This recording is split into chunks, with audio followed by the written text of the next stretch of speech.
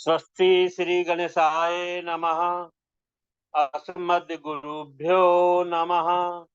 अस्मत् परम गुरुभ्यो नमः। अस्मत् सर्व गुरुभ्यो नमः। श्री राधा कृष्णाभ्याम नमः। श्रीमते रामानुजाय नमः। लंबोदरम परम सुंदर एकदंतम पीतांबरम त्रिनयनम परमं पवित्रम उज्जद्दिवाकरनिभोज्ज्वलकान्तिकान्तं विघ्नेश्वरं सकलविघ्नहरं नमामि। शरीरं स्वरूपं ततो कलत्रं यशश्चारुचित्रं धनं मेरुतुल्यं मनश्चैव निमग्नं श्रीगुरुरङ्गङ्घ्रिपद्य मे ततः किं ततः किं ततः किं ततः किं नारायणं नमस्कृत्य नरं चैव नरोत्तमं देवीं सरस्वती व्यासं ततो जयमुदीरयेत्। जयतु देवो देवकी नन्दनोऽयं जयतु कृष्णो वृष्णिवंश प्रदीपः। जयतु मेघश्यामलः कोमलाङ्गः। जयतु पृथिवी भारनाशो मुकुन्दः। कृष्ण त्वदीय पद पंकज पंजरान्तम् अद्यैव मे विसतु मानस राजहंसः। प्राण प्रयाण समये कफवात पित्तैः कंठावरोधन विधौ स्मरणं कुतस्ते। ध्याये नित्यं महेशं रजतगिरिनिभं चारुचन्द्रावतंसं रत्नाकल्पोज्ज्वलांगं परशुमृगवरभितिहस्तं प्रसन्नं पद्मासीनं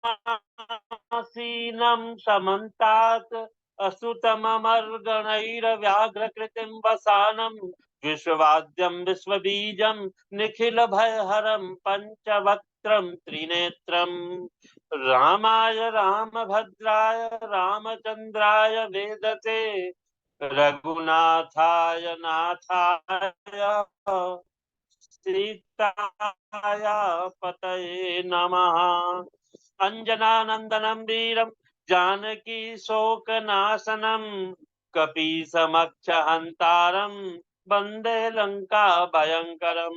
मूकं करोति वाचालं पंगुं लंघयते गिरिं यत्कृपातमहं वन्दे परमानंद माधवम। भक्त भक्ति भगवंत गुरु चतुर नाम वपु एक इनके पद वंदन किए नासत विघ्न अनेक। बोलिए शाम सदाशिव भगवान की जय।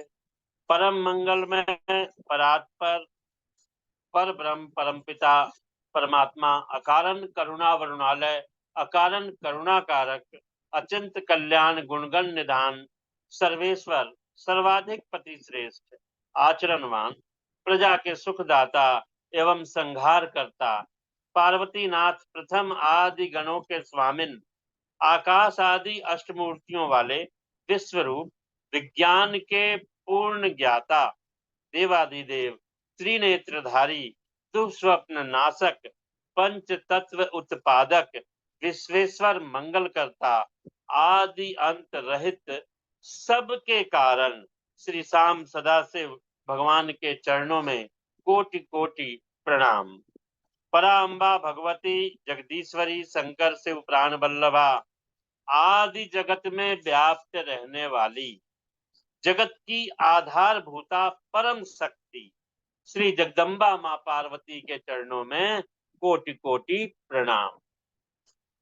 आशुतोष भगवान शंकर के शब्द में विग्रह श्री शिव महापुराण के चरणों में कोटि कोटि प्रणाम।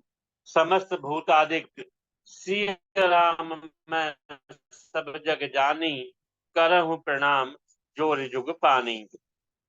सज्जनों, हमारा ये परम सौभाग्य है कि हम श्री शिव महापुराण के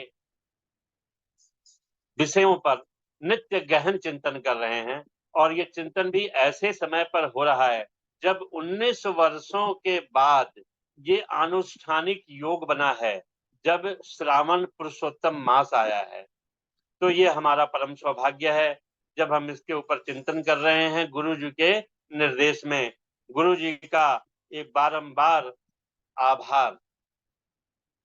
जब ब्रह्मा जी ने विष्णु जी को याद किया, स्मरण किया, तो विष्णु जी प्रकट हुए और पूछा कि ब्रह्मा जी बताइए मुझे क्यों याद किया है। तो ब्रह्मा जी कहते हैं कि देव देव रमानाथ मध्वार्ता शृणुमानद, श्रुत्वा च करुणाम कृत्वा हर दुखम कमावह। हे देव, हे रमानाथ, आप मेरी बात सुनिए।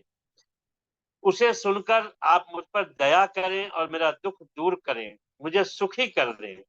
मैंने रुद्र के सम्मोहन के लिए, भगवान शंकर को मोहित करने के लिए मारगन और वसंत के साथ काम को भेजा था, लेकिन सब निष्फल हुआ।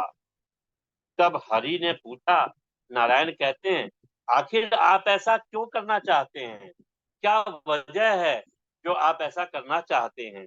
तो ब्रह्मा जी ने पहले वाली बात बताई कि जब संध्या पर कुदृष्टि उन्होंने डाली और शिव जी ने ब्रह्मा जी को बड़ा धिक्कारा, तब ये इच्छा हुई है ब्रह्मा जी की कि शिव जी स्त्री ग्रहण कर लें, उनको जो है स्त्री ग्रहण करा दूं, तब मैं सुखी हो जाऊंगा। ऐसी बात सुनकर नारद जी को कहते हैं ब्रह्मा जी की देवर्षि, भगवान हंसे और बोले, शंकर सुर समान सामान्यम मत्वा द्रोहम करोसि ही, सुबुद्धिम विरगता तेद्या विरभूता कुमतिस्तता। ब्रह्मा जी, लगता है कि इस समय आपकी जो बुद्धि है ना, वो खराब हो गई है और आप में कुमति उत्पन्न हो गई है। जो आप शिव को, शंकर भगवान को सामान्य देवता समझ रहे हैं और उनसे द्रोह कर रहे हैं। शिव जी सारी सृष्टि के कर्ता, धर्ता, हर्ता, परात्पर ब्रह्म, परेश, निर्गुण, नित्य, निर्विकार तथा सदैव दीनों पर दया करने वाले हैं। हे ब्रह्मा जी, आप शिव जी से ईर्ष्या त्याग दीजिए। यदि आपके विचार से शिव जी को स्त्री ग्रहण करना ही है, तो पार्वती के उद्देश्य से शिव जी का स्मरण करके तप कीजिए, अर्थात आदि शक्ति का स्मरण करें। यदि वो भगवती प्रसन्न हो गई तो तुम्हारे सारे काम पूर्ण हो जाएंगे। वह सर्वगुण संपन्न भगवती अवतार ले किसी की कन्या हो जाएंगी तो शीघ्र ही शिव जी की पत्नी भी बन जाएंगी। इसलिए दक्ष को आप आज्ञा दीजिए कि वो तप करे, जिसकी भक्ति से भगवती उसके यहाँ अवतीर्ण हो। यह कहकर विष्णु भगवान जो हैं वहां से अंतर ध्यान हो गए। देखिए सज्जनों, कैसी कैसी ईर्ष्या जो है हमारे अंदर विचार डालता है। जब ब्रह्मा जैसे देवता भी नहीं बच सके तो हम आम जनों का, हम मनुष्यों की क्या है औकात है। इसलिए अपने अंदर ईर्ष्या को कभी भी पनपने नहीं देना चाहिए।